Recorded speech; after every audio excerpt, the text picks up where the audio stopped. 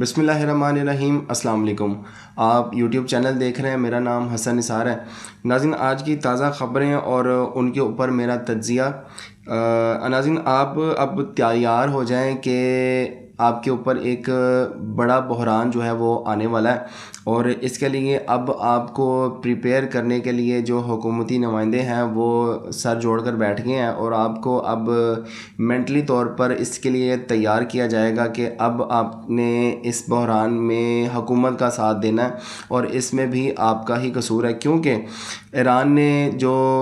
Petroleum مصنوعات کی جو چیزیں تھیں ان کے لیے رستہ بند کر دیا، اور ایران نے کھلے عام یہ کہا ہے کہ اگر میرے رستے میں سے اگر یہ چیزیں گزریں تو میں اس کو آگ لگا دوں گا۔ اس نے صاف لفظوں میں یہ کہا ہے کہ اگر میرے رستے سے اگر کوئی چیز گزری، کوئی پیٹرولیم مصنوعات، انڈیا پیٹرولیم مصنوعات کا بہت بڑا ایک امپورٹر ہے، اور وہ امپورٹ کرتے ہیں یہ چیزیں باہر کے ملکوں سے، اور وہ رستے گزر کے جاتے ہیں رستے سے ایران کے، اور ایران نے کھلے عام یہ کہہ دیا کہ کیونکہ اس کا اب جو ایک جھاکا ہوتا ہے بندے کا وہ کھل چکا ہے، اور وہ کسی کو نہیں بخشے گا اب۔ اور اس کے اوپر وزیر خزانہ جو ہمارے ہیں پاکستان کے، وہ یہ کہہ رہے ہیں کہ ہم ہر 2 بجے پیٹرولیم مصنوعات کے اسٹاک اور سپلائی پر میٹنگ کرتے ہیں۔ ابھی تک حالات کنٹرول میں ہیں، لیکن اگر حالات خراب ہوتے ہیں تو ہمیں بحیثیت قوم انرجی پر ڈسپلن لانا ہوگا۔ وزیر خزانہ محمد اورنگزیب۔ اچھا، اس کے اوپر بھی اب قوم کا قصور ہے کہ قوم نے ڈسپلن لانا ہے، آپ لوگوں نے ڈسپلن نہیں لانا، یعنی آپ نے اپنی پالیسیز کو تبدیل نہیں کرنا، آپ نے جو زخام ہے وہ لا کر جو ہے وہ قوم کے اوپر ہی پھینک دینا ہے کہ قوم جو ہے وہ بحیثیت آپ کے ساتھ ایک تعاون کرے، اور آپ جو ہے وہ قوم کو لے کے چلیں، اور بڑے بڑے ٹیکسز یہ قوم ادا کرے، بڑے بڑے جرمانے جو ہے وہ یہ قوم ادا کرے، اور آپ لوگوں نے اپنی عیاشیاں کم نہیں کرنی، آپ لوگوں نے اپنے اخراجات کم نہیں کرنے۔ ایک قوم کے اوپر بحران آیا ہے، ہر ایک ملک جو ہے وہ اس بحران کا شکار ہو رہا ہے، اور جتنی جنگ چھڑی ہوئی ہے اس وقت جو ہمارے مشرق وسطیٰ ہے اس کے اندر، اور اس کا اب خمیازہ ہے وہ پاکستانی قوم جو ہے اپنے ٹیکس کے ساتھ بھرے گی، اور آپ نے سارا زخام جو ہے وہ اب حکومت نے جو عوام ہے اس کے اوپر ڈال دینا ہے۔ اب جوید ہاشمی صاحب جو ہیں وہ وزیر دفاع جو ہیں خواجہ آصف، ان کے اوپر ایک کڑی تنقید کی ہے انہوں نے، اور ان کے جو خیالات ہیں، کیونکہ ایک جو پشتینی جو نظام ہوتا ہے وہ پاکستان مسلم لیگ میں چل رہا ہے، اس کے پیش نظر جو پاکستان مسلم لیگ میں ایک نظریاتی جو ورکر ہے وہ بھی جو ہے وہ اپنے خیالات کا اظہار نہیں کر پاتا، لیکن ان کے اوپر جوید ہاشمی جو ایک سابق پاکستان مسلم لیگ نون کے رہنما رہے ہیں، وہ یہ کہہ رہے ہیں کہ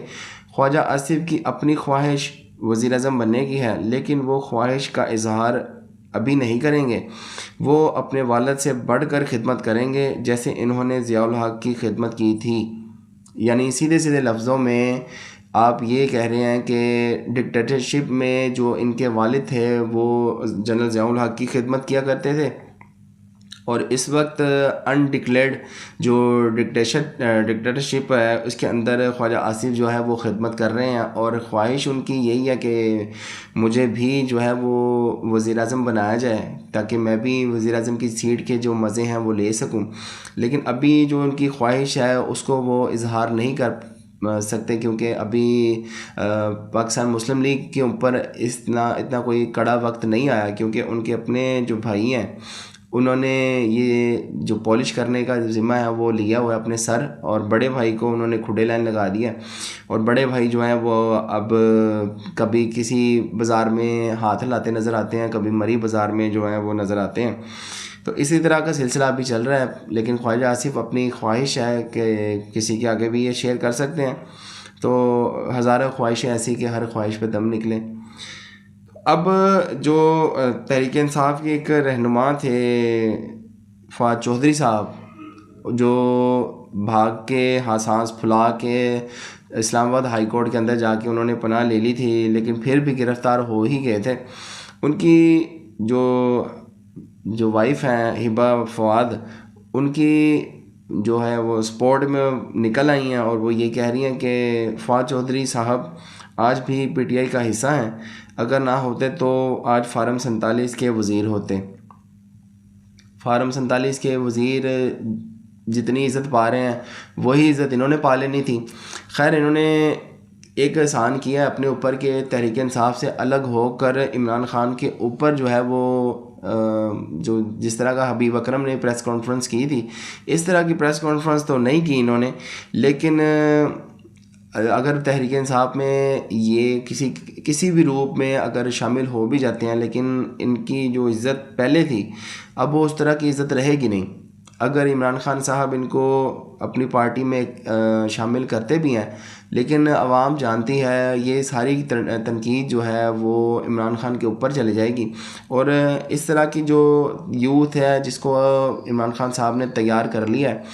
یہ عمران خان صاحب کو بھی نہیں بخشے گی اگر عمران خان صاحب سے کوئی غلط اقدام ہو جاتا ہے۔ تو فی الحال آپ کوئی اور پارٹی دیکھ لیں اپنے لیے، یا